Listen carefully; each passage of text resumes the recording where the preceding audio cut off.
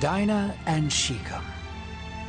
Before this story, we learned how Jacob feared the wrath of his brother Esau. He prayed to God with great anguish to deliver him. That night Jacob wrestled with God himself and had his name changed to Israel.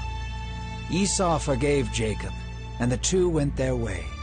Now we will learn about how Jacob's daughter Dinah was taken advantage of and the response made by Jacob's sons, Simon and Levi, inspired by the book of Genesis. Jacob and his family settled in a place God had not intended. He was supposed to return to Bethel, yet remained in the land near Hamor. Dinah, the daughter of Jacob and Leah, went out to visit some of the women in the neighboring city a few miles away. She walked with the innocent smile of someone painfully unaware of just how dangerous a city like this could be. Shechem, the son of Hamor, a prince of the land, saw Dinah from afar. Hidden by the shadows, he trailed her at a distance. Shechem found Dinah intoxicating.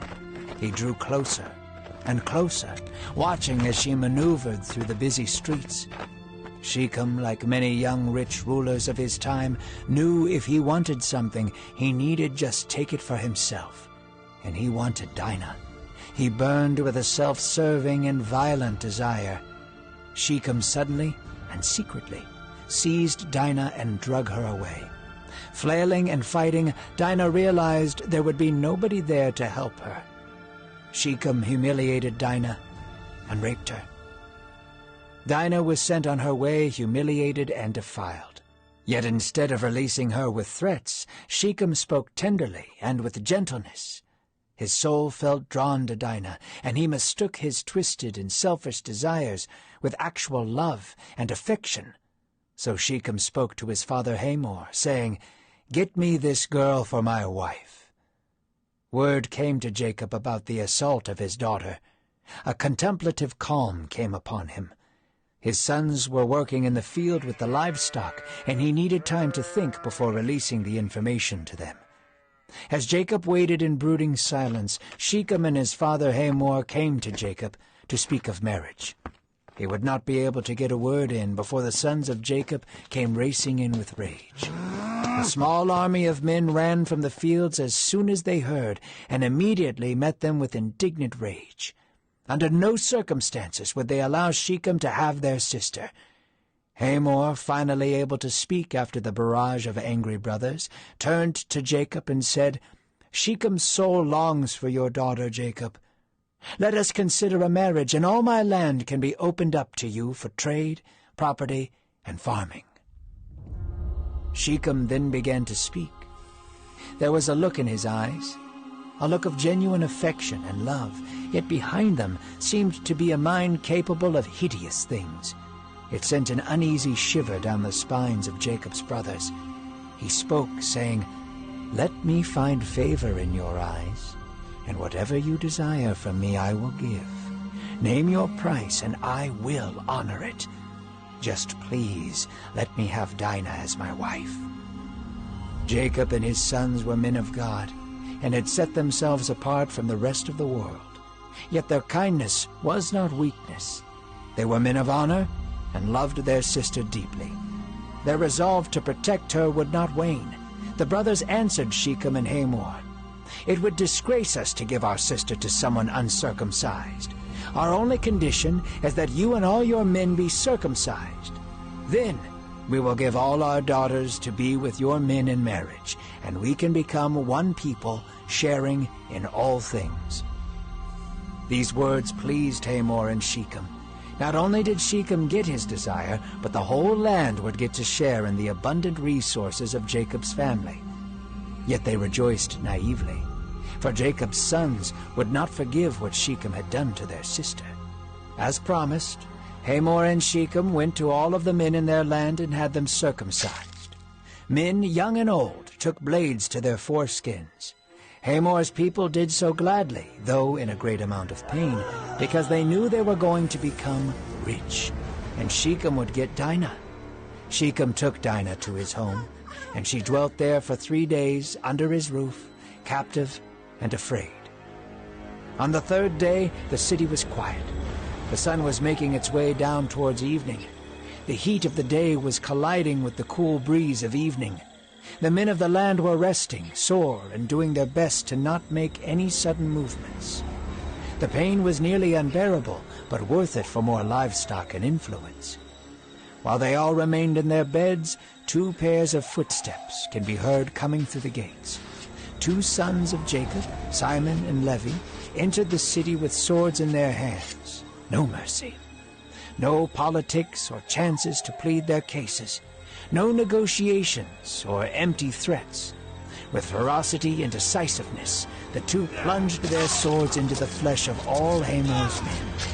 They would try to run, but they couldn't, because they were still in pain from the circumcision. This was their plan all along. Get the men weak, so they could enter in and take their lives easily. Picking up speed, the 2 brothers swung their swords with revenge, making their way to the home of Hamor and Shechem. Hamor was the first to die. His begs for mercy were interrupted by Simon's right arm slowly gliding the blade against his throat. The 2 brothers turned right through the hall and burst through Shechem's door. There they saw him and their sister. Pulling Dinah away, they pointed their swords lightly on the chest of Shechem. They stared into his eyes. The same eyes that had gazed upon their sister with violence and lust, now looked upon them with fear and trembling. No mercy. Shechem fell swiftly under the blades of Simon and Levi. The only inheritance he would get from his marriage to Dinah was iron sinking into his lungs. The sons of Jacob came upon the slain and plundered the city. They took their flocks and their herds, their donkeys, and whatever was in the city and in the field. All their wealth, all their children and their wives, all that was in the houses, they captured and took back with them. No mercy. When they returned, Jacob was outraged. He said to Simon and Levi, "You have brought trouble on me by making me stink to the inhabitants of the land, the Canaanites and the Perizzites. We do not have the same numbers they do. If they gather themselves against me and attack me, we shall be destroyed." Simon and Levi regretted nothing. "What should we have done?" they said. "Allow our sister to be shipped off like a piece of property? Have her ravaged like a prostitute?" Jacob, pressed with fear and anxiety, went before God. God spoke plainly. "Arise, go up to Bethel and dwell there. Make an altar for me, as you did before you met with Esau." So Jacob left for Bethel as he should have done in the first place. He and his household came before God. "Cleanse yourself. Change your garments, wash, throw away any idols you may have, and purify your hearts," Jacob commanded his people. "A great danger threatens us, but we will arise to Bethel to seek God, who has always answered me wherever I go." So they gave Jacob all the foreign gods that they had, and the rings that were in their ears. Jacob hid them under the terebinth tree that was near Shechem. They journeyed far. Fearful for their lives, they rushed to Bethel. God, in mighty power, caused a terror to fall upon the cities that surrounded them. They would not pursue God's chosen people. Jacob came to Bethel, back to the land of Canaan, and there he built an altar and called.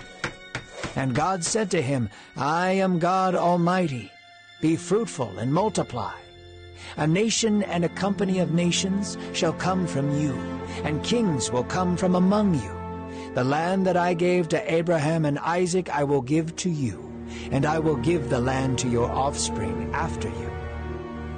God blessed Jacob and his family, the people of Israel, and he would not leave them, no matter what hardship they found themselves captive to.